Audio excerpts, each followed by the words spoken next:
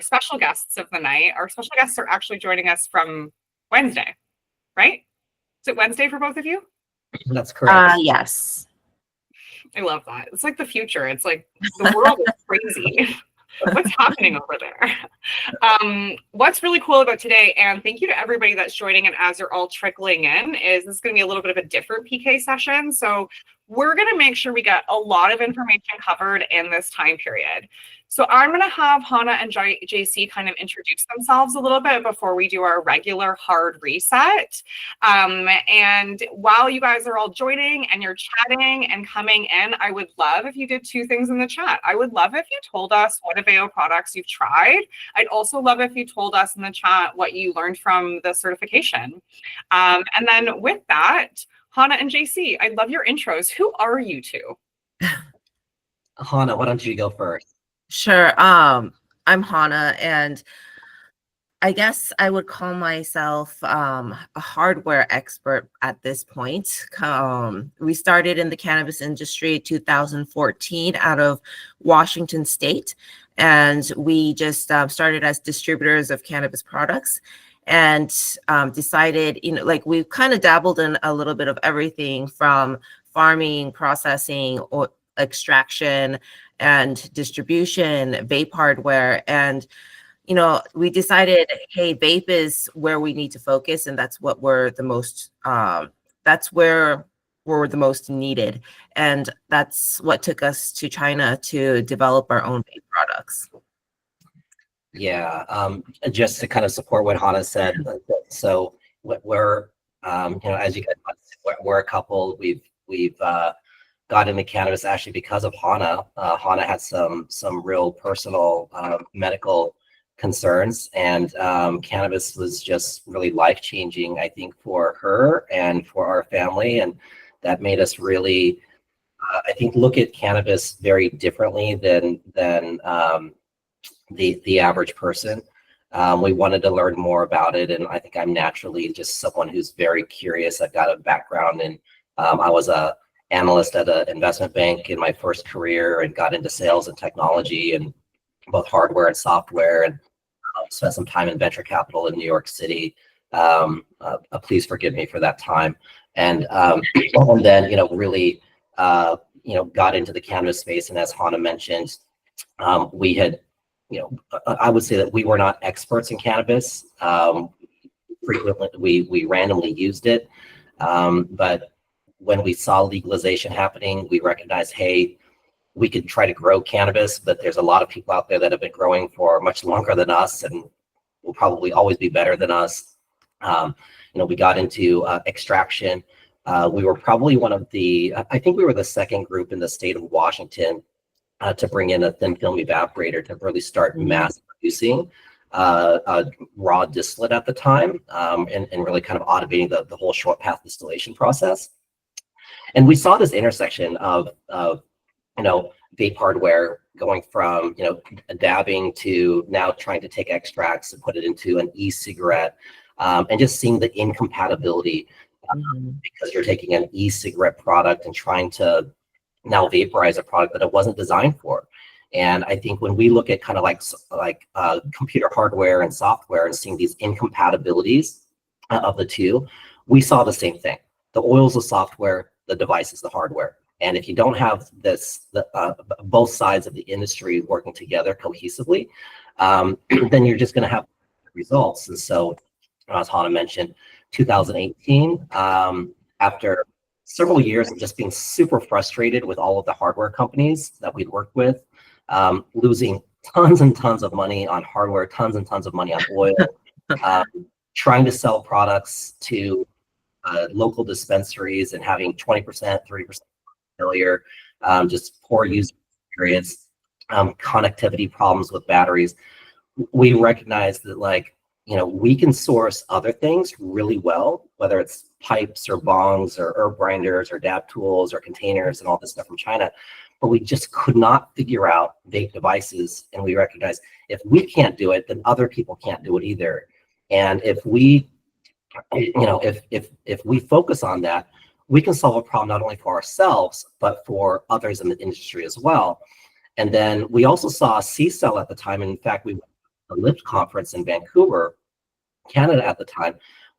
So guys tried their hardware. We're like, hey, here's finally a hardware that's pretty good. It's pretty reliable. The experience isn't terribly bad. So naturally, we wanted to be distributors of C-Cell. C-Cell came back to us and said, we've already made our decisions. We have these select companies that we've already decided to be distributors for us. You will have to buy through them. And the distributor that they wanted us to buy through was actually one of our customers that we used to sell to, because he was a former buyer at a recreational store in Seattle. And we're like, we know these guys, and we probably got a larger distribution footprint than them. Why should we have to buy from them? And so we told C-Cell at the time, we're like, if you don't allow us to become a distributor, we'll go to China, we'll build a product and a brand that competes with you guys. And so, we launched the brand Advanced Vapor Devices in 2018. And then, 2022, we launched Aveo, which is really more of a materials, intellectual property. It's almost like we spent 4 years in vape hardware learning the manufacturing. We've earned a bachelor's degree. Now we're starting to learn how to really intimately learn about material sciences, chemical compositions, and really start, I think, being more of an innovator than just a manufacturer at that time. That was like the best intro of all time. But I also feel both of you are very humble in the weirdest ways. Thank you so much for that. I'll do our hard kickoff for everyone. Thank you for everybody that's here. And then, of course, Hannah and JC are here today to answer questions and to chat with us and share their knowledge with us. If you have not had a chance to take the certification, you still can afterwards. There's really, really great, pretty long quotes if you want to listen to a nice 3-minute podcast about Hannah's really great hot gossip on stainless steel. Definitely take the certification. We've had 250 budtenders already get fully certified, and everybody will be receiving some Aveo swag kits, which does actually include one of the refillable devices. But I think what's really exciting about today is I'm really excited for you all to be here to just listen and learn from Hannah and JC. They both have a really unique perspective on a side of the industry that we're all so closely connected to, because I think vapes are a pain in our lives a lot of the times. And they're so closely connected to how everything functions in the back end, and that they're really focused on problem solving for everyone. I just think this is going to be a really beautiful, holistic conversation that we're all going to get a lot out of. And so kind of the housekeeping for the day is that, of course, we are recording this. If you don't want to be on camera, please leave. You can watch this in the future, just like what Hannah and JC are joining us from in the future, because they are on Thursday. This is also your moment to share on Instagram. Tell all of your friends that you're here, and also let them know to have a little bit of FOMO to rewatch it any other time they'd like, because this will be available for you to rewatch and listen, of course. And then with that, we've got a ton of people here and we've got a lot of conversations to have. So questions are going to be happening a few different ways. You can always put your questions in the chat. We will always come to them. We will always address it. If you don't want to put your question in the chat, you can also put it in the Q&A. So there's 2 different options, but we will only be pulling questions from those 2 places tonight. And with that, I have my real first question for both of you.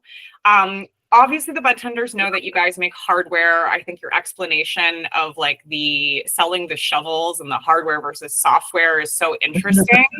But something that you've both said to me multiple times is that you're actually a solutions-based company, or a company that is a solutions company. So what does that really mean? So, Hannah, do you want me to? No, you can go ahead. I'll jump in. Okay. Yeah, I think that when you think of products and you think of solutions, they're 2 very different things, because what we're trying to do is achieve a desired outcome, right?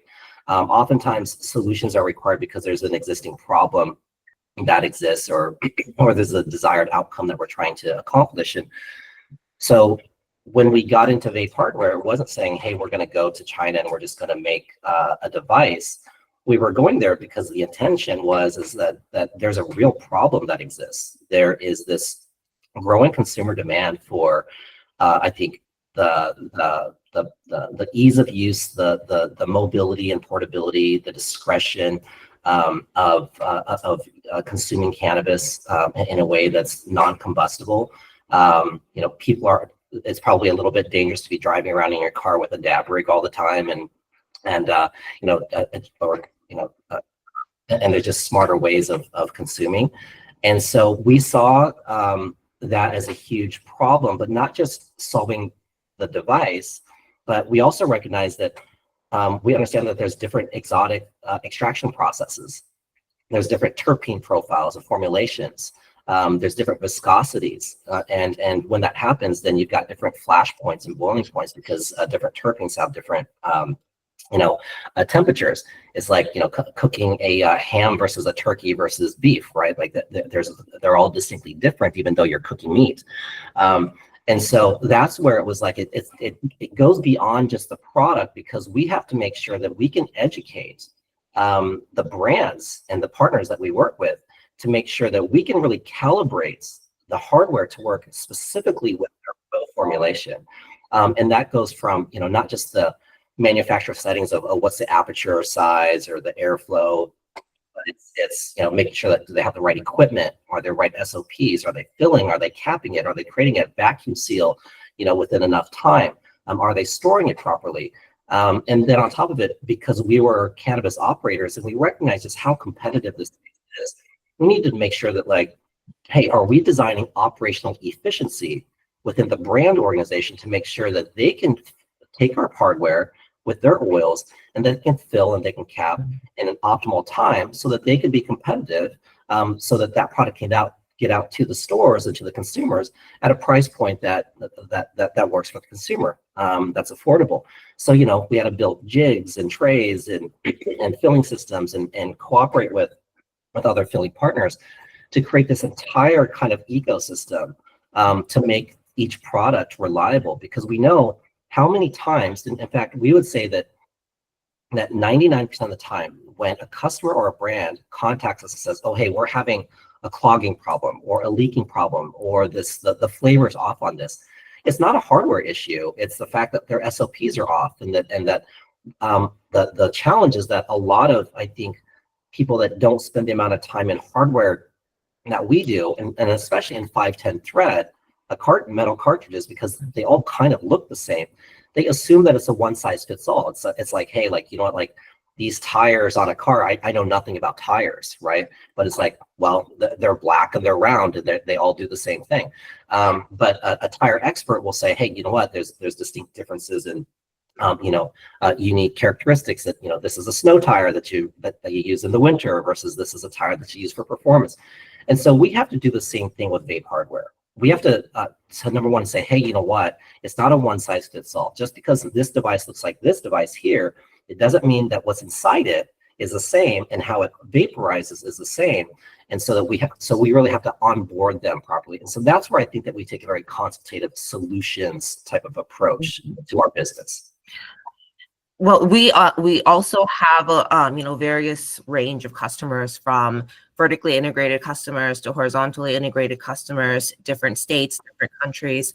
And when we're dealing with a lot of these customers, you know, like sometimes, even though our direct customer base is B2B and it's all the oil processors, but our, you know, at the end of the day, we believe that the consumers are our customers as well. The retail shops are our customers, bud tenders, and everyone involved are our customers. And there are different levels of problems that people encounter across the board in this industry. And those problems are very closely related to everything we do. We can't just isolate a single problem when, like, your oil, no, it's just a problem with your oil. It doesn't work like that. It's like a full ecosystem where, you know, there's knowledge that's involved, there's hardware that's involved, there's a processing that's involved, there's SOPs that are involved. So we end up becoming, solution providers to a wide range of customers, all the way from consumers to oil processors. And when, you know, we believe that when we hear problems like, hey, like, why does our vape not taste like the low temp dab that I do at home? Or why do I experience clogging? Or how come my cartridge is not connecting to this battery? Like, even if it's not a product that we sell, like, we tend to provide a lot of solutions, because at the end of the day, I think we all have the same mission of making this industry as ubiquitous as possible. And so we do believe that it's one of our missions to make sure that everyone is having a smooth experience with their cannabis. That was incredible. I'm obsessed. That's really interesting too, because I think when we often hear as bud tenders and people that work in retail, we think about customers as actually the end user, the person that's bringing it to us, the person with the complaint. But LPs often think about the province as their customer, and other hardware people only think about the LP as their customer. And I think it's really beautiful that you guys come to the table with a solution that kind of meets all of those needs across all of those different customer bases, especially because you're really understanding the needs of everybody and making it simple, which I think is really nice. I know one time you said to me, Hannah, dummy proof. But I do feel like that's really connected to making the industry ubiquitous, because like everything needs to be easy. Does that make sense? Am I saying a thing? Yes. Everything does have to be easy. I think we're all human, and I think we all relate to the fact that we won't adopt a behavior or a product or anything in our life unless it's easy and it's intuitive. I love that. And so that kind of is like the perfect next step into a solution that I think the bud tenders are really excited about. I'm personally really excited about. But for the bud tenders that are watching, if you have not seen the goods, or if you have not done the certification, one of the hot pieces of gossip in that certification is that the Aveo team, and actually Hannah and JC, the actual people right in front of you right now, invented a special type of plastic alternative, which is also the same plastic tubes that you guys you sell every single day, probably hundreds of those Good Supply pre-roll tubes. And so that's actually invented by Hannah and JC.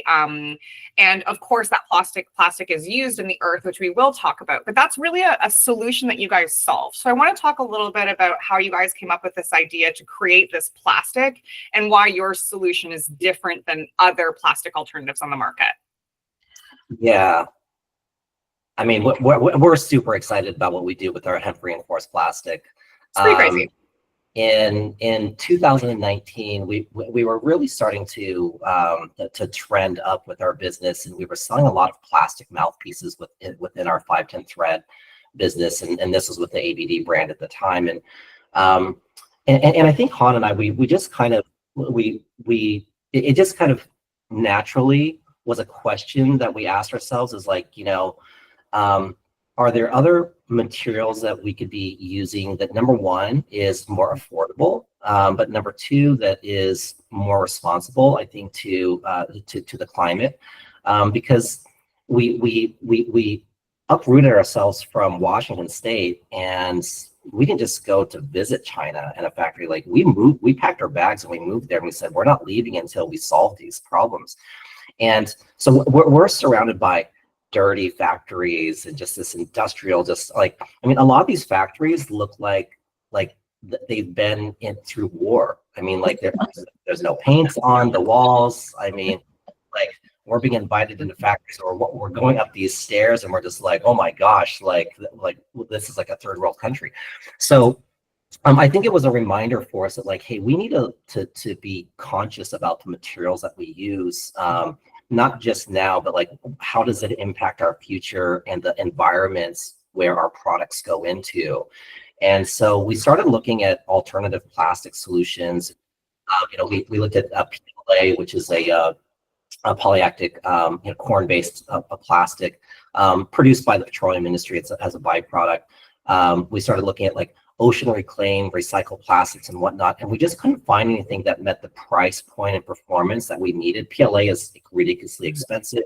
It competes with food with food supplies. So we cross that out. Ocean reclaimed plastics, we love the concept of the whole recyclability and circularity of it, but the cost was too expensive for us. And so we kind of shelved the idea, and then we we had a invitation to go to Yunnan province and China legalized a hemp cultivation for CBD. They had a very special licensing model in Yunnan province, and there was a couple of companies up there that was doing extraction. And because we have an extraction background and people in China knew who we were, they asked if we could come up and visit the extraction facility. So we did, and they let us tour these farms. And the first thing that we noticed with where they were cultivating was after harvest, the stalks in the field, they were incinerating the stalks, and you just saw like this mushroom clouds of just pollution. And we're like, what the heck? They're like growing an amazing plant that's actually a bioaccumulator and cleaning the environment, and then you're turning around and incinerating it all. And so we said, hey, you know what? Here's an idea. We'll create a cleaning program where after harvest, we will come and we will clean all the stalks from your field. And so we bought trucks, we got a warehouse, and we bought shredding machines, and we would take it all over and we would shred the hemp stalk down. And then we started taking, you know, the shredded hemp fibers, and we started mixing it with traditional petroleum plastics. A fellow Canadian who's not on the call, David Wu, who's one of our partners, he's a chemical engineer from Alberta, from Calgary. As an MBA from UCLA, was working in the oil industry in China. We met him. He's a huge weed smoker, like absolutely loves pot. And so we were like, hey, why don't you come over and help us make this hemp plastic that we're trying to do? And so he did. So really, the R&D guy behind this is a fellow Canadian, you know, a chemical engineer, and then on top of it, once we started doing that, then we started researching biodegradable enzymes that could add to the plastic that could help with the natural decomposition of the plastic. And so what we have today is a hemp reinforced plastic using waste streams from the hemp cultivation that reinforces our plastic, reduces the traditional amount of petroleum plastic that we use in our plastic. We add this enzyme to it that accelerates the natural decomposition of it, 0 microplastics, and we've been able to get it at a price point now that is possible, because the big ugly word with sustainability typically is that it's too expensive. Every time we talk with anyone about like, oh, hey, we've got this biodegradable plastic, they're just like, oh, we've looked at it, it's way too expensive. We're like, hold on, like we've actually figured something out that again solves the problem for everyone, for the consumer, for the brand, for the shareholders, the investors, people that care about making money. And I think that's what gets us most excited. And so like when the Tilray thing happened and they were looking at, they're like, hey, we're trying to find something that meets the price point where we can still be competitive. And we were the guys that could do it. To backtrack a little, I don't know if other people share in this emotion, but when we first encountered disposables and all-in-ones, I think it was such a cringe factor to throw it away after I was done with like 1 mil. And you know, some people, I swear, some of my friends finish 1 mil in like a day or two. Like we do have some like insane lungs out there that can finish a mil in a day or two. And he's like just tossing that thing in. We're just like, oh God, that's so cringe. And we just, you know, like we just could not get around to like, everyone was telling us every time we go to an event or cannabis event, people are like, you know, like all-in-ones is the new thing. Like everybody is just, you guys have to have a disposable. And we're like, we can't wrap our heads around creating a product that knowingly is going to cause just an insane amount of waste. Like how do you do that? And personally, yes, I love disposables as well. And I can't go back to a cartridge at this point. But at the time, we're like, well, we can't just add to the problem. So like, I think our biggest thing was if we are going to make a disposable, if we're going to jump into that game, then we have to have a better solution. Like it has to be better. We can't just simply pop out another disposable that looks cool and call it done. Like ours has to not create waste. And that was such a huge factor. And like we've, you know, dabbled in disposables for over like 2 years until we finally came across this solution. And the greatest thing about this solution is that In the beginning, like a lot of people, it was just a matter of does it biodegrade or not? Like, does your plastic biodegrade or not? But really, biodegradability right now is not that big of a deal because a lot of people actually do it, and it's in many different forms. What the bigger problem is microplastics. Everybody is concerned of microplastics, and whether your product biodegrades or not, like the question is, well, will it leave microplastics? And most plastics do, but ours does not. That's the biggest reason why we developed our product, is because it doesn't leave any microplastics, and the cost factor. Not only can we do this at an affordable, reasonable price, but we can do this and not leave any microplastics. Like, what's the point of your plastic biodegrading if it's going to turn into microplastics and come back right into your body? So it's really important that people understand that our plastics, it's not just the fact that it biodegrades within X amount of time, but it's the fact that it's not going to leave absolutely any microplastics around. Okay, it's like crazy because I think you solved 8 problems just by doing that like one thing, which I think is like some of my favorite. It's my favorite thing, like always when I get to talk to you guys, is really exactly that. JC, is like you're solving the problem from a financial standpoint, which is always everyone's biggest barrier, where they're like, it's too expensive to be sustainable, right? Like, great, check that off the list. Get out of here, boardroom. Love it. Love to hear. Important, profitability, important though, because no one has jobs if no one makes any money. So like there are lines, right? Of course. Right. And then of course you've solved this solution environmentally on a global scale in a lot of ways. Like transparently, I do think this is an incredible invention, but also you solved the solution locally in the Yunnan province. And you've kind of provided a solution also for like the regular, everyday, regular customer who doesn't care, which is the hardest person to provide an answer for. Yeah. And now, you know, like we're expanding into other industries just because of our plastic, right? So like we have like disposable, you know, razors, we've got cups that we're producing now. Like we've got, you know, like sunglasses, like drinking straws, cutlery, like chopsticks, like, you know, cups, bowls, packaging, you name it. But, you know, Hannah mentioned something, you know, kind of segueing into the whole disposable game. And I think one of the things that where we had kind of like this unique perspective is because, again, we're in the center of the universe where e-cigarettes are manufactured. And if you don't really take the time as a consumer or even as maybe a brand to think about how these devices are made and what's inside them, ignorance is bliss, because you don't take them apart, you don't know what's inside. But because we're a manufacturer, we know every single component and raw material that goes into it. We knew it's like, man, this lithium battery is designed for 120, 140 charge cycles. It's being charged twice and it's being tossed. The other perspective that we had being where we are is that when we buy raw materials, whether it is our metal or our glass or our cotton for our wraps or our, you know, plastics or, you know, wiring, whatever materials, we can typically get credit terms from our raw material suppliers, typically anywhere from 60 to 90-day terms, because it's a commodity. They're competing for our business. But when it comes to lithium batteries, most lithium battery suppliers in China, they don't provide credit terms. It is COD because the demand is so high and it's so limited. And times we have to get on waiting lists to make sure that we have enough lithium battery cells to be able to produce our products. And so that right there was like, holy shit.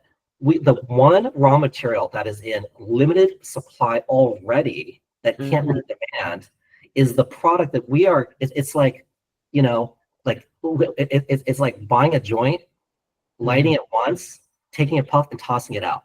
Like that's what we're doing with every freaking disposable battery, you know, that's being sold in this industry. And that was something that was just unconscionable to us. And it was like, hey, we've solved the plastic issue, but how do we solve this battery issue? And it took us years to figure it out. And that's, you know, I think the reason why we're just so, you know, people oftentimes say, don't fall in love with your products as an innovator. We can't help to fall in love with this product of just the problems that it solves. Yeah. Well, we like making products that we want to use ourselves. So I guess that's one reason. But also, you know, one of our fears was that, okay, we're going to spend all this time on doing research and development on an all-in-one when all these countries are starting to ban disposables. So like by the time we launch a disposable, what if it gets banned? Like what if the laws like, said, okay, you guys are doing too much pollution? And everywhere in the news articles we were reading, like e-cigarettes and electronic vape devices are now the number one pollution factor everywhere. It's the number one lithium ion battery pollution factor all over the world. So we're like, okay, well, gosh, number one, we don't want to contribute to that. But number two, like, we don't want to waste our time developing a product that's going to eventually be banned. And number three, by far, personally, out of all the what do you call it? The development throughout time for the cannabis industry, where we started off with just smoking dry flower and then having these dabs and having oil rigs. And then we got, cartridges and pods. And now we have these all-in-ones. And we don't want to go backtrack. We don't want to backtrack in time.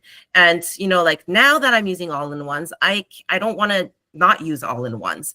So like, again, for the benefit of the industry as a whole, for us to be able to move towards more convenient, more simple, more just more discreet ways of using our cannabis wherever we want, like we cannot contribute to the problem.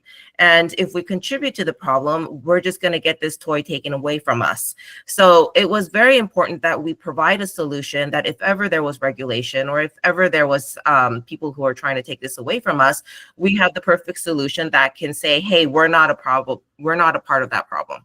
We have a solution that can circumvent any of the issues that you guys are claiming that we are creating into this environment. So that's why it was important for us to have a solution that people can stick with and continue to enjoy versus getting it taken away after we abuse it.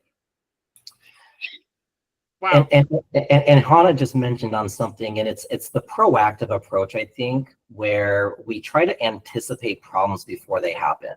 Mm-hmm. It's one thing to be a problem solver and to be able to fix problems that already exist. It's another thing to try to prevent it. It's like being an insurance company, right? And I think that we have this perspective of when we were in cannabis in Washington. We went through this controversy back in, I think this was like 2016, when, remember, Hannah, when the Stranger local newspaper did that whole expose on dirty vape cartridges being sold to the recreational market, and that they were all spiking with just like insane amounts of pesticides because the Liquor Control Board had zero testing criteria for pesticides. And during the distillation and extraction process, pesticides don't get removed from extracts. And so there was like this massive controversy. There was the one brand, Open. Not Open, no. The Dama, they were the number one brand in Washington State, and they were gone and bankrupt overnight because millions and millions of dollars of product got pulled from shelves because they had massive pesticides in it, and they couldn't financially recover from it. Mm-hmm. So that was something that I think Hannah and I has always been concerned of, being in the vape industry. Number one, we're in a cannabis industry where, at least in the lower US, it's still federally illegal, right? So there's some risk around it from a financial side, banking, regulations. But then we're also in this vape industry where there's like, potential health concerns, and it's fighting big tobacco, and FDA is getting involved. So it's a highly overly regulated industry. So we knew that, like, if our careers personally are going to survive, and if this industry is going to survive, that we can't just make stuff for us. We need to make sure that we are, if no one else is going to do it, we need to take that responsibility of creating, change in our industry, of saying, hey, you know what, we need to have clean products that has to be safe. We have to have the right materials. They have to be designed properly for potentially future regulatory concerns like disposable bans that's happening in other countries.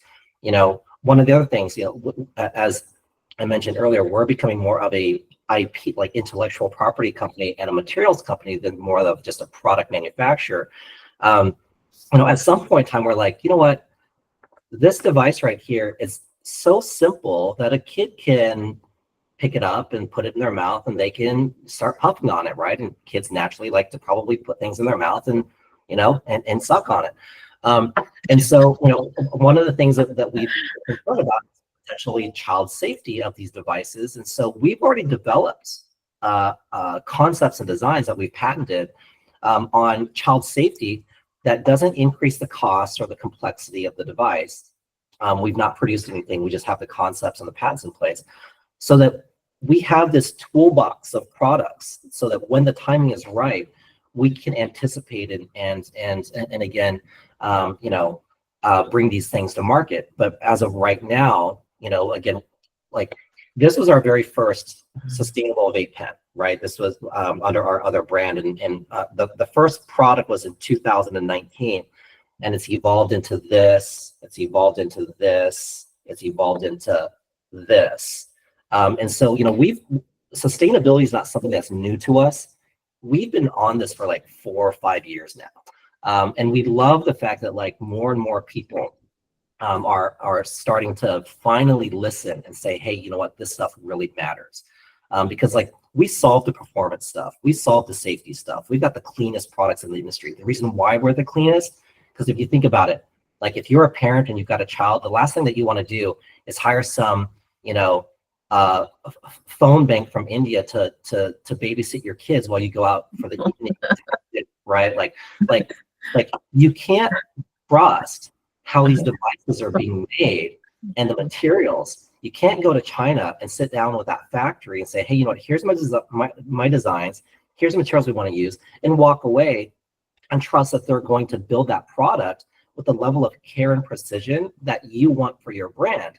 Because if you think about it, factories and buyers, they compete with each other. They want to sell you the cheapest product at the highest price. You as a buyer, you want to buy the best product at the lowest price. So you guys compete with each other.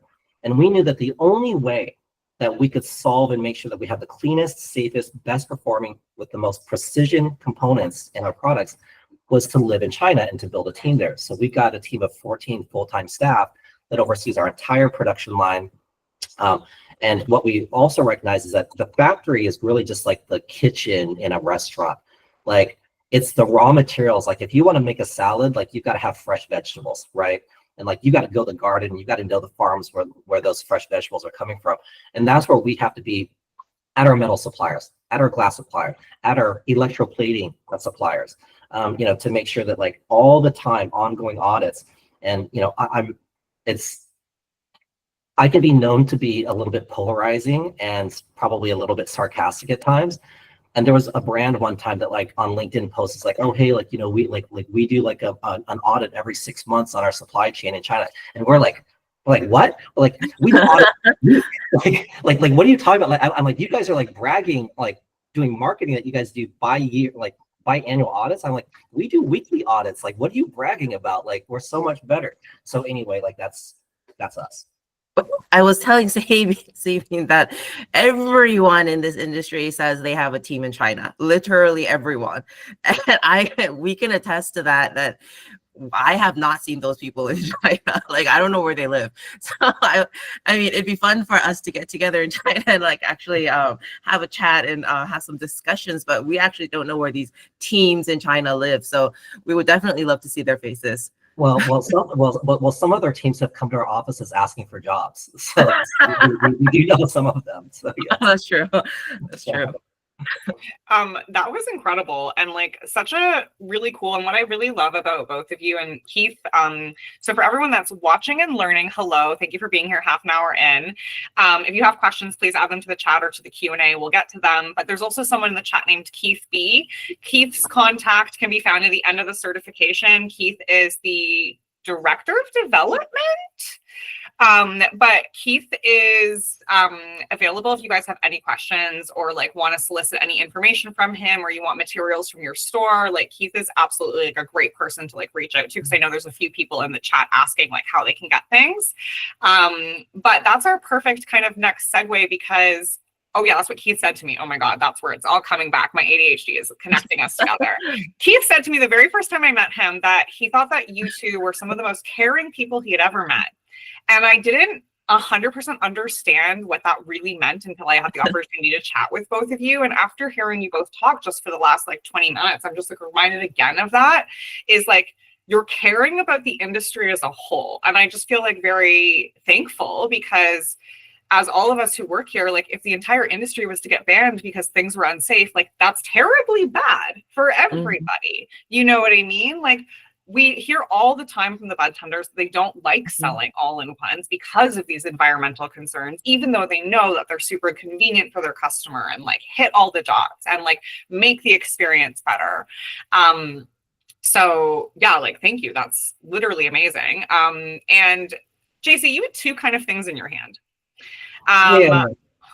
You have an Earth and you have an Earth 2. So Yeah. talk to me about these bad boys. Who are they?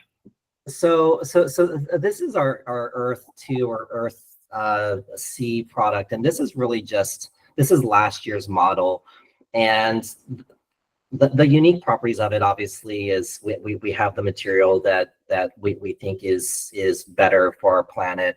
You know, it's cost effective and makes it affordable for consumers.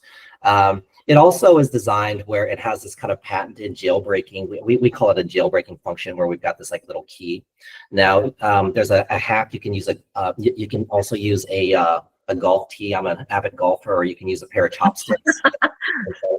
But you can just pop this thing right inside the mouthpiece, and it allows you to take the mouthpiece off. So prior to that, this, you know, because it has to be tamper-proof and child-safe, you know, this is a locking capping system. So to the average consumer, they can't open up this device. But having this little key allows you to do that. So that allows you to really be able to access this. You know, for people like me that like, you know, will grab like a syringe of oil, I can refill it. You know, the ceramic coil can probably be used 2 to 3 times before the life is gone from it. So that was our, you know, our kind of next iteration of being able to make the product more sustainable, more reusable, extend the life cycle of the product, so that battery now, instead of, you know, being thrown away after 2 to 3 charges, is now being thrown away after like 6 or 7, 8 charges, right?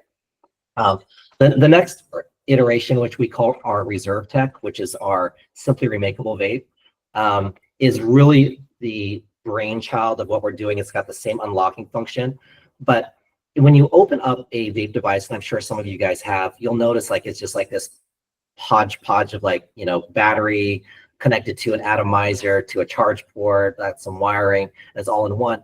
So even if you try to recycle these things or try to remanufacture, rebuild, there's really nothing you can do, because it's not designed to be reused. So, but with this, we created this modular housing.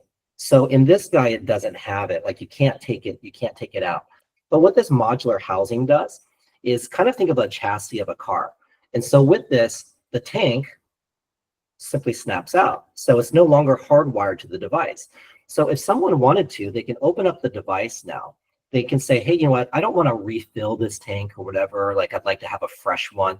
Like, almost think of like like the cheapest and most affordable pod system on the planet. So someone could theoretically, as a brand, sell our pen and also sell refill pods and say, hey, you know what, you customer, if you want to buy a pen, you're lazy, you don't care about the environment, you're going to chuck this thing, you're not going to return it, like you're not going to recycle, who cares, whatever, you know, which is maybe 80% of the consumers. Okay, that's fine, whatever, it's a disposable. But for you that says, hey, you know what, like I want, like, you know, it's like opening up a inkjet printer and changing an ink toner cartridge in it, right? Like you don't throw away your HP printer every time it runs out of ink.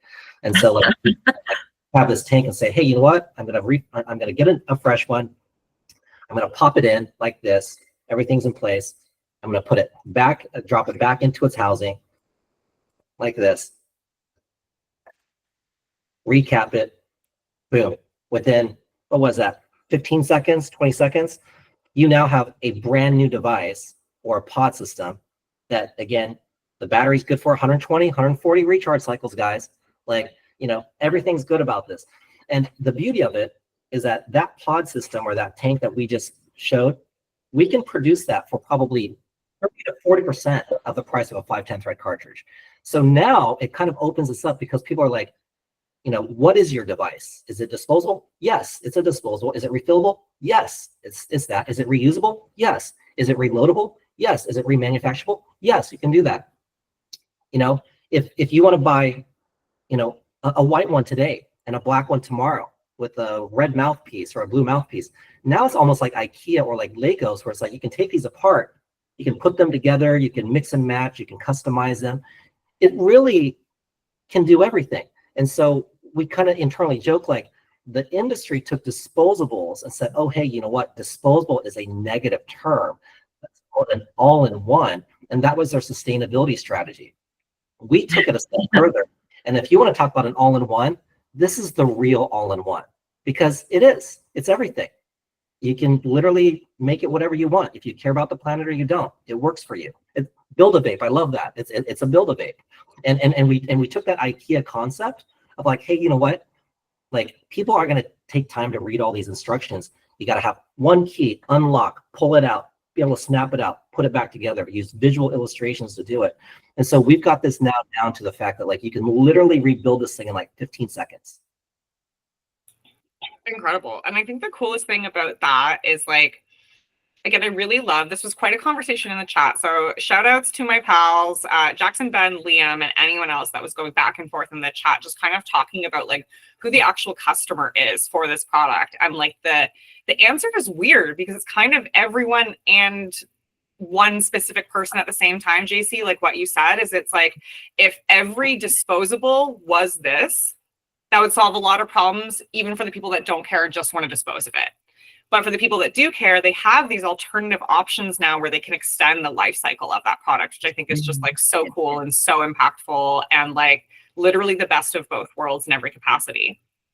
And literally the pod, versus buying a square pod that goes into a pod battery, the reloadable cartridge would probably be the cheapest cartridge on the market anywhere. And oil brands could actually sell that cartridge filled with a cap on it, and people can take it and just simply reload it at the cheapest price possible. So Hana thinks I'm like the biggest nerd for doing this. But we love nerd, go. So this here, this is a portable fan that I use when I go play outside golf, because in Thailand it's super hot, and it comes with these different attachments on it. And so the other day I was just messing around where like it fits perfectly with one of our pens, and instead of putting more oil into it, I put some essential oils that I use for like aromatherapy in my house. And I was like, hey, I'm like, could this thing like vaporize? It should be able to vaporize essential oils. And so I made this gun. And so it's like my portable essential oils, like, diffuser in my house. But then I was like, well, what the heck? I'm like, why am I doing that? I'm like, I can just put a weed pen in this. And so then like the other day so this got into it. Oh my God. I got so high. It was absolutely crazy. Like it's like to me, this would be like the best party favor ever. So we're actually thinking of making like some just for fun, just like promotional, just to hand out for parties and stuff. We like doing fun things as well. Like we have our hemp plastic cups that are awkwardly positioned in the market because it's more expensive than a disposable cup that you see at a anywhere at any like a McDonald's, but it's way cheaper than any normal plastic cup that you can reuse. And our cups, like I've been testing it at home, and unfortunately you can reuse it so many times I don't know when to throw it away, and it makes it very awkward. So, but again, it's an amazing price point for a reusable cup made out of hemp plastic. And I was like, wait a minute, let's stick some ice in it and some water in it and cover it with a silicone lid and stick our earth in it, and now I have an ice bong and it works amazing. So we're like, okay, well, we should package these hemp disposable cups with our earth and provide it to people so that they can have a handy dandy ice bong on the go. Yeah. So we're kind of, it's like, we've been doing this since 2018, I guess, in the vape hardware space, and cannabis since 2014. Obviously, it's really understanding both sides and how they marry together, and the interplay between the two. We take it seriously from a regulatory side, a safety side, a performance side, working to make sure that we press down on cost and efficiency. Building design one of the things that we recognize, I think, with a lot of Chinese designers and engineering is that like they love to add more features and complexity onto devices. We think that real sophistication is actually how to simplify, and it's actually more challenging to simplify product design to make it be effective. So like when like we see devices where it's like, oh hey, we're going to put a digital LED screen on this to have your battery on it, or it's gonna you can play a game or all these functions. We just cringe because we just feel it's a distraction of like what the device is intended to be. Like a great device is something that someone just, they don't even think about it, they just use it and they just love the experience. And there's no instructions, there's no buttons, there's no incompatibilities, it just flippin' works. And that's what like we really try to do. And then when we're not being serious, then we make stuff like this. So that's kind of like, yeah. So like, yeah, we love this stuff, like, I mean, Han and I, as cliche as it sounds, it really is more than a business, I think, at this point. I think we got into it because of Hana's real personal issues. We've had success, we've made money, we've done all that stuff. I think now it's like really just making sure that the industry, is impacted in a way in the right direction. We get frustrated because we feel that our voice of responsibility and doing things the right way oftentimes gets overcrowded with the noise of greed and just making money. But we're hopeful that people listen to us, and we have people like you guys that are out there at the front lines, really representing the industry. That can help us get our message out there. Mm-hmm. I see Eric over there hitting the bong. You can probably fit our Earth into a 10 or a 14 millimeter down stem, and it can work perfectly with an ice bong. It's actually one of the best experiences. Well, that was our first generation. The reason why we made this mouthpiece was because it's a 14 millimeter joint for a bong, so it fits perfectly into a bong. So yeah, like because we have like this background and like paraphernalia, like we used to be one of the largest distributors of like Rav Labs and like bongs and pipes and pens and stuff back in the day. So when Hana mentioned early on, like we've dabbled in a lot of different areas of cannabis. We've kind of taken all of that experience and kind of applied it to how we think as a consumer, as an operator, building efficiencies, sustainability, regulatory aspects. Like in 2019, when there was this whole vape crisis happening with EVALI and people dying and states banning vapes because of heavy metals and stuff. That was when we our first brand AVD kind of blew up because there was like this massive focus on testing, and we were the cleanest product in the industry, and we knew it because I mean we over engineered the product to be clean because we knew that hammer was going to drop at some point in time. So incredible. That actually is like almost perfect timing where you have enough time for me to ask you two more questions, I think. And one of them I'm really excited about. Shout out Cam. This is your question from literally, I think 6 weeks ago when we first launched the certification. And so for, again, anyone listening, if you haven't taken the certification, go for it. It's really nice to know about like all these extra safety steps that Hana and JC have like implemented. But the question that Cam actually asked about the certification when he was going through all of the elements of the earth is, what is the microphone for? Hana, you want to answer that? Sure. The mic. So there's two ways to activate a battery. One is using just your standard PCB, and usually the PCB is used when you have a button activated battery. But with the mic is another form of a PCB where it's draw activated. So the mic is what detects the sensor for when you're drawing on air, and then the air reaches the mic and it tells the mic to activate the battery. So basically it's just a mic chip. Yeah, so to elaborate on that, when Hana mentions a PCB, that it's a chipset inside of the device, and it's a smart chip. And so when you look at these devices that have like a button with like maybe like 3 different heat settings that you can adjust from 1.8, 2.4, 3.2, whatever you want, it's a more expensive chipset. And again, when we look at disposables, we're like, hey, like, this thing that's got a button on it, like this thing's designed to be disposable. And we know that people are just going to throw it away. Like it's already wasteful because of the battery. It's already terrible because of the plastic that's being utilized. The last thing that we want to do is add a more expensive chipset into it as well. It's supposed to be disposable. It's just so, it's bizarre world. It's not illogical for us. So a mic sensor is just like this. It's a dumbed down version of a chipset, and all it's doing is it's listening for different changes in air pressure. So when you inhale on the device and you have air coming in through it, it will hear that at a very sensitive level. And then when it hears that change in air pressure and senses that, then it will send a signal to activate the battery and then to activate the coil. So it's just again, it's a less is more approach, and that's what I think product designers need to do. And this is where, again, I think we're different than a lot of these kind of Chinese engineers and factories that say, hey, we can create this functionality, but we're adding more complexity and cost to it. Our goal is to try to achieve the same results but doing it with less. I love that. I think it's cool because I really think that you guys think about all these pieces where it's like, how does it become the easiest and the simplest so that it breaks the least, works the most effectively, which is incredible just to hear you say.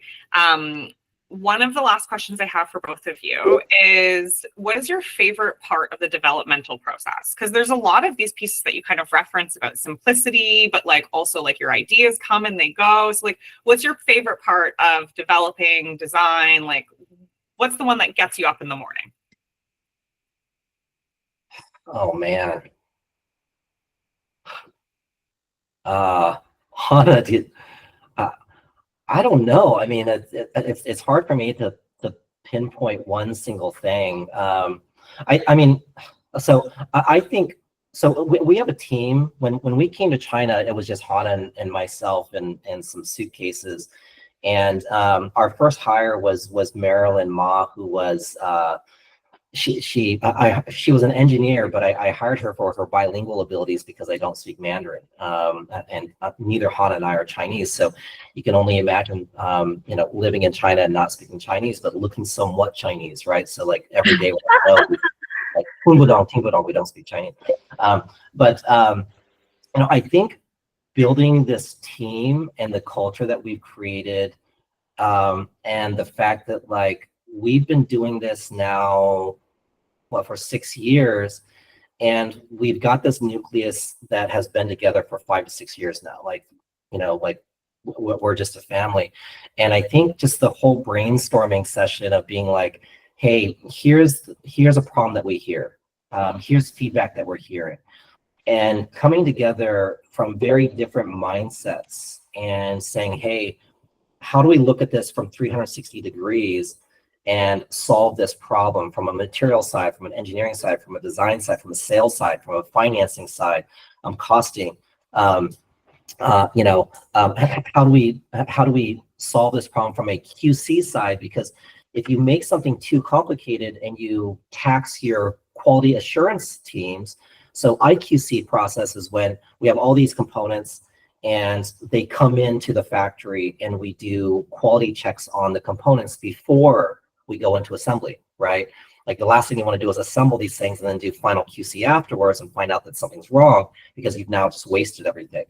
And so, I think just having the brainstorm sessions, and admittedly we've converted members of our team that have never smoked cannabis before to smoking cannabis. We will legally make claims that we don't know how we're able to do this testing in China with cannabis, but somehow we make it happen. And so yeah, I just think the whole creative problem solving process for me, and just the whole kind of team aspect of finding challenges, and it's not always me, it's not always Hana, it's not all, it might be someone else that comes up with the idea, and applying it, testing the theory, coming back. That whole iterative process is just a lot of fun. It's just always an adventure. We're always looking for the next problem. There's two things that always excite me the most. One is the intricacies of certain components and finding out that it works, that like our idea actually works. It's so exciting when we find out that the idea works and we can move forward with developing it further. But the other thing that actually excites me is when there are certain things that you can do with our devices that we can't openly market or do marketing on because it's questionable. But when customers find out themselves and actually post about it and tell us like, hey, we found a hack about, a hack to do this with this device. And we're like, oh yes, it's such a great feeling when people figure it out themselves and can figure out better ways to use our devices. Like there was one customer, I can't remember who, but they actually made a whole YouTube video on how to unclog our devices if it ever clogs for any reason. And we just thought it was brilliant because it's something that we don't like telling customers. So technically, we used to put an air bypass into our devices, and the air bypass would allow you to draw on the device. And even if the center airway, which is where the oil is vaporized, gets clogged, it will still activate the device and to apply enough heat to unclog the device.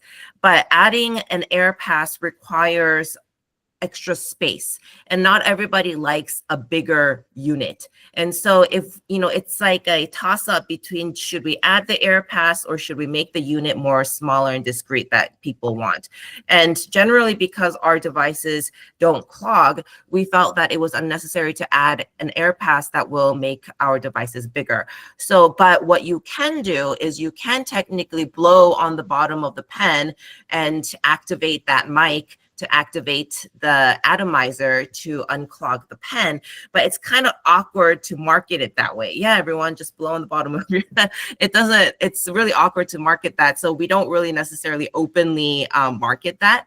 But so a lot of budtenders actually don't know how to troubleshoot when there's a clog in a disposable and there's no air bypass, but really you can activate it that way and make it unclog. So it's nice when people figure it out on their own and share the news. So those things I find exciting. I know we're running out of time, but Hannah just made me think of something, and it is kind of, I think, and I don't know if this is exactly answering the question, but there's been moments where I think we have been trying to solve something else, but through that discovery process, we actually find something like the result ends up being different. Like for example, our version 1 ceramic formulation in our heating coil was a formula that when we first got here, we looked at other ceramic factories. They gave us a bunch of samples. We tested these samples. We said, hey, we like this one more than the others. And we were really just a buyer. As we become more of a materials company, that's when we started saying, hey, you know what, this is what's wrong with our ceramic coil. This is what we're trying to achieve or accomplish. And we became much more granular into the chemical composition of our ceramics. And so as we were trying to improve the flavor and performance of our coil, and really, I think just the consistency in manufacturing, our version 2 oak coil that we have now, that's in our current earth and in all of our new products, we call it our Viagra coil internally. And if you guys know the history of Viagra, Viagra wasn't designed to be an enhancement product. It was actually a blood thinning product, was its original inception and development, but it became highly marketable as a male enhancement product. So when we were trying to develop this new coil, one of the things that we found as just kind of a random act of luck is that we created this chemical composition that has this kind of thermal regulation inside of the chemistry of the coil. Well, it'll ramp up in temperature, but it'll get to a ceiling and it just doesn't really get hotter. And so now, like a lot of people that are like, oh, hey, like, we got to have like a 3.2 or a 2.8 volt battery, on our tank or in our disposable, because, everything else that we've used, overheats, it flashes off the terpenes and burns. There's this real education that we have to tell them. And sometimes we get into arguments because they think they know everything. We're like, no, we're like, ours is different. And what we've done almost is we've almost created dummy proof, because again, it's like, you've got a 5/10 thread cartridge, someone puts a battery on it, they rip it on 3.6, and they've burned out the cartridge, right? And once you've done that, then you've kind of ruined it. But then they'll blame us. They'll blame, it's the hardware's fault, or it's the brand's fault, or whatever the case is.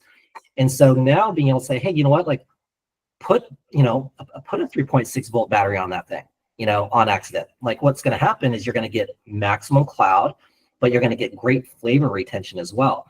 And so with AVD, our first brand, we were always known as the flavor guys, but the knock on us was always like, oh, but C-Cell hits harder. These other guys hit harder.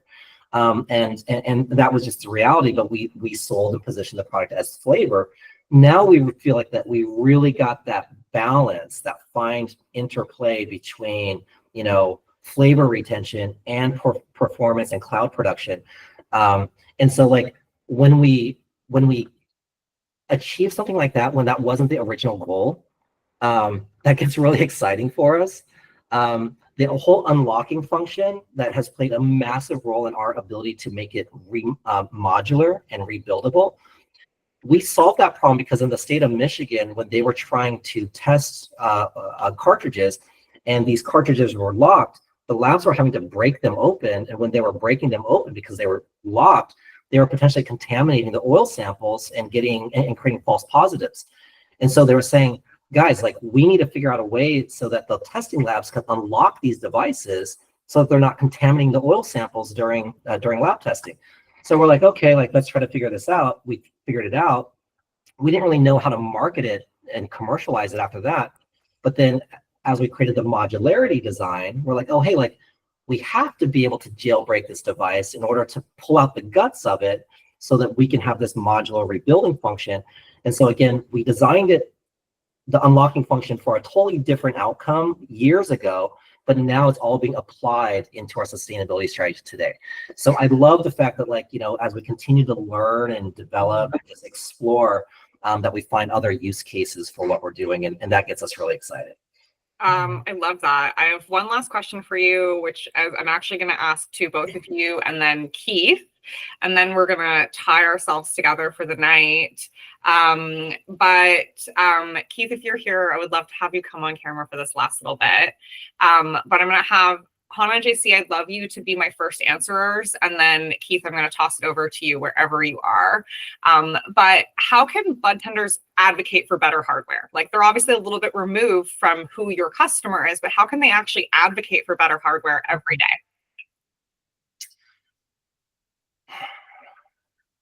I mean, the definition of better hardware, I think, like, at least in my perspective, I think that from when we started in the vape hardware game in 2018 to now 2024, I think the gap between hardware has become much smaller. And part of that is that you can't hide a lot of what you do in China because it's it's a very small community. Like when we work with raw material suppliers and drawings, like we can have them sign contracts that, hey, you're not going to sell our designs or share our designs or our trade secrets to other factories. But guess what? It happens every single day. And it's even harder because the way that the labor cycle works in factories is that it's typically 6-month contracts for workers. And, there's Chinese New Year and there's Chinese National holiday. But a lot of these guys, they come from smaller provinces. They'll come to Shenzhen. They'll do 6 months. They'll live in a dormitory. They'll work. They'll make money. They'll send that money home. They'll go back during the holiday. When they come back, they won't necessarily come back to that factory. So the knowledge that those engineers and workers gain, they will go to another factory and they will share that information. So I think that vape hardware has gotten a lot more consistent and a lot more repeatable as far as what's good and what's great. And I think it's quite broad. So I think that, number one, clearly there's respected vape hardware manufacturers out there. We're not the only one. S'more is fantastic. ALD is fantastic. First Union's got their issues, but they're fairly fantastic. J-Way, like, I mean, you can just be, but But I think that as long as you kind of stay in that top tier of hardware, I think you're relatively safe. Unfortunately, because there's very low barriers to entry in this space, it doesn't require a lot of investment to get into e-cig manufacturing because they're fairly simplistic devices. There's hundreds and hundreds of fly-by-night factories that pop up one day, gone the next, pop up one day, gone the next. I think you have to be really, really concerned about that. I think as long as the vape hardware comes from a major brand like an Icefire, Green Tank, at AVD, Eye Crusher, these guys, I think you're in good hands. And then, to me, I think obviously this might be very common, but what we define as good hardware are ones that perform well and that are responsible to the consumer, the brand, but also the planet.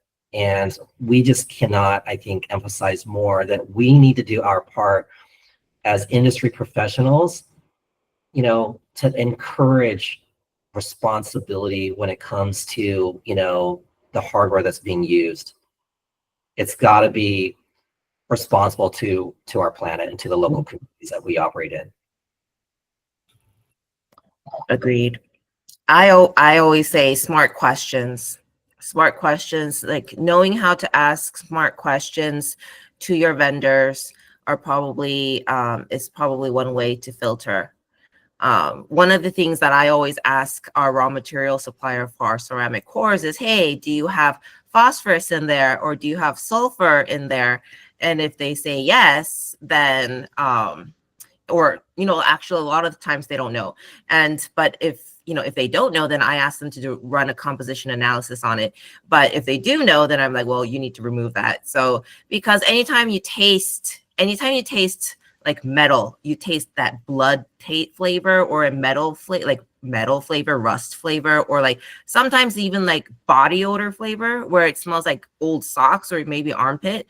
That means you either have phosphorus or sulfur or a lot of phosphorus and sulfur in your ceramic atomizer. So that's one of the things that took us a while to figure out. And we had to do a lot of research and trial on it to understand exactly which chemical composition causes that to happen. But now that we know, we ask those questions like, do you have sulfur in it? Do you have phosphorus in it? Then it, a lot of the times your hardware vendor or your oil vendor who uses a certain hardware will absolutely not know.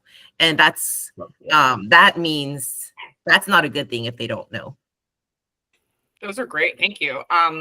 Before I let you jump in, Keith, that's like a really cool way to think about it. Cause like, I think obviously the bud tenders, they know a lot of these problems. So it's truly like that is like asking your LPs, asking your brand reps, like, do you have solutions baked into your hardware that's sustainable? Do you have safety checks? And then flipping over, of course, your cartridges to like, look at like who's actually that manufacturer is of course helpful. But I think you guys have the knowledge and the power. I absolutely know that bud tender feedback makes a difference. I was on the receiving end for a very long time. Keith, what would you say though? How can bud tenders advocate better for more hardware? And can you give us some sneak peeks about maybe where they'd see your hardware around? Thank you guys. And thanks for being a part of this, everyone. So, being a part of the cannabis industry for so long, one of the things that bud tenders can do is actually influence which brands get into their store. And I think what's very important is to evaluate both the software and the hardware. So what type of oils are you smoking? And what type of hardware is it? One of the most important things we can do as canna folks is to get educated on why full spectrum oils are valuable versus disti. And what type of hardware is safe out there. One of the side notes is there's a new organization that is representing, the cannabis companies in Canada. It's called the Cannabis Standards Alliance of Canada organization, really trying to create standards so that when folks say full spectrum or pure live rosin or blended products, it's clear not only to bud tenders, but it's also clear to consumers. And we've been very blessed in catching the eye of the leaders and the founders where we've been asked as a company, Aveo, to really lead the area of vape hardware and what we can do to ensure safety among consumers. A few companies that use the Earth right now, there's a bunch of companies waiting for the Earth Palm, but you can get it in market today. There's 2 companies that are really leading the way. The first one is a company based out of Quebec called PharmaBee. They're very, very well known for the rosin pen, and I think they're exclusive in Mendo as well as in Canopy's the Spectrum platform. The second one that's really doing a great job right now is based out of BC. It's a company called Terra Labs. Most of their stuff is direct delivery. However, they're going to be in the OCS as well as BC cannabis stores soon. So you'll get a chance to actually experience live resin in our Earth C pens. Folks that use the 510 thread, Pure Sun Farms, Freedom Cannabis, Figure, a lot of Atlantic companies like Atlantic Cultivation. Adastra uses some of our hardware. Leaf Infusion uses our ceramics. They have a brand called Even. There's other groups out there like Zyre. Zyre only uses our Lumina series or all ceramic series. There's Terra Labs, of course, they use the 510 as well. Herbal Dispatch uses some SKUs. The most well-known and probably one of the most celebrated is Pantheon. They use Aveo for their wildcard extracts. Other companies like Oceanic Relief, Elevate Wellness, a whole bunch of companies use our hardware. And as budtenders, it's very important to check at the very bottom of the 510 thread. Let me see if I have one on me. But at the very bottom, you should be able to find out what hardware company is being used by the brand. And the more you find clogging or leakage or returns, we actually have a session online with High Bicycle Club. I really hope that everyone has used it. You could find some ways in order to troubleshoot so it never gets returned. Because it's really 3 elements, right? It's the hardware company, it's the oil processor and manufacturer and their SOPs, and it's the end user. And all 3 of them have to work within at least within the specs in order to have a really good vape experience. Oh, amazing. Thank you all so much for being here tonight. For so many reasons. And thank you for just like your brains and your energy and all of it. For anyone that's still watching us, there are 2 pieces of hot gossip I will give you. The certification is still available and is live until December 31st. Everyone that completes it, no matter what province you're in, will get one of these swag kits from the Aveo team, which includes these Earth refillable pens. You'll actually be able to get to experience this and add your own liquids to it, which is super exciting. And also like tell all of your friends to join so they can take the certification. They would be dumb not to. It's really good, and I think you learn a lot. The other thing that I think is a shameless plug is JC, Hannah, and Keith are literally like open books. The email address that you can email that's natively on the Aveo 710 website is team@aveo710.com, and I absolutely believe and know that if you were to send a crazy voice note to that email address, it would get listened to with whatever your thoughts, ideas, pain points, frustrations you have about hardware are. And they want to hear them like truly and honestly, because they can't solve the problem if they don't know that the problem exists, right? So please share your thoughts with team@aveo710.com. The 3 of you, is there any closing words before we all sign off for the night? I would just add to that we're not a corporate group. I came from the investment banking and VC world, and there's a reason why I got out of it. We don't always think biggest is best, and we love the fact that we're a very small craft organization that really, I think, is wants to roll up our sleeves and be in the industry. And so, sometimes a lot of people, I think, make this assumption that their voice doesn't matter or your opinions or your feedback doesn't matter. And that's just not true for us.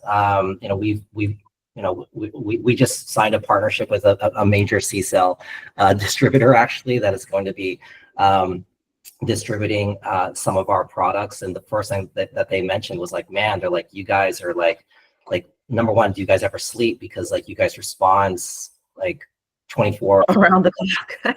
around the clock. But Mhm. like one of the biggest fears that I think Hannah and I had when we packed our bags and came here to do what we did was that we moved farther away from the industry. And we knew that when we left, that like we have this huge advantage because we're operators and we're in the cannabis space. We use cannabis. Like this is an advantage that we have for really all of our competition in China that manufactures these devices. But we know that the longer that we're away, that the more outdated our information gets, our intelligence gets. There's shifts, changes, pivots, evolution that happens in the industry. And it's important that we hear from you guys, because the thing is like even a lot of our customers from the B2B side, like it or not, oftentimes their top priority is making money, right? They're not always looking for the best intentions for the customer and the end user.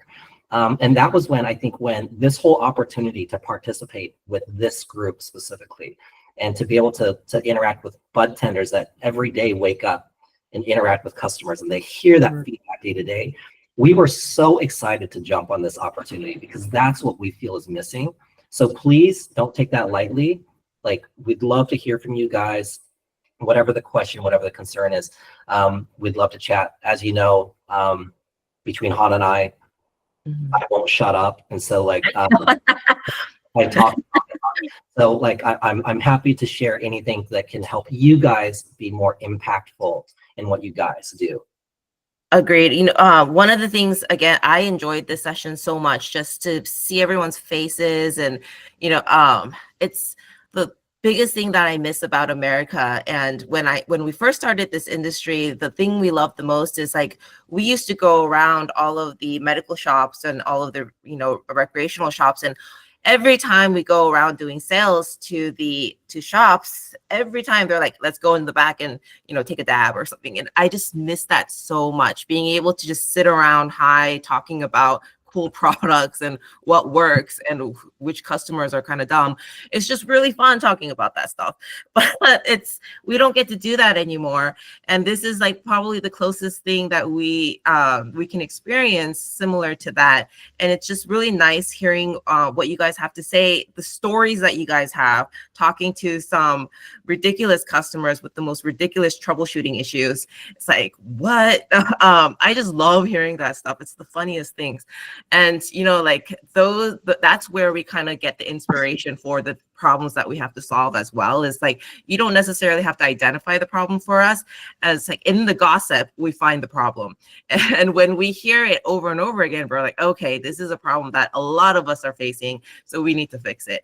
And that's why it's so nice to be able to hear the gossip from you guys. Absolutely. Amazing. I wanted to mention a few last things here.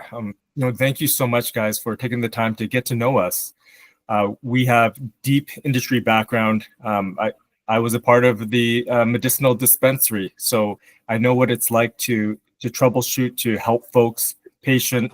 I know why we're all a part of this industry, and we're still in the early stages. And we're all trailblazers here. We're making a huge difference, and the world is watching because we are the largest federally legalized country, and the whole world respects Canada in a way that other places don't. So with that being said, like, we are making an incredibly positive impact in the world. And thank you all for being a part of it. And other folks such as Tom Ritchie and their Legacies podcast, just share a great deal of insight. You're going to find out more information about JC, even about myself and our backgrounds and why we continue to do what we're doing. And groups like that, they're making a positive difference in the world, as you guys are as well. So thanks again very much. Thanks so much, everybody, for being a part of this. Thanks, everyone. And as always, the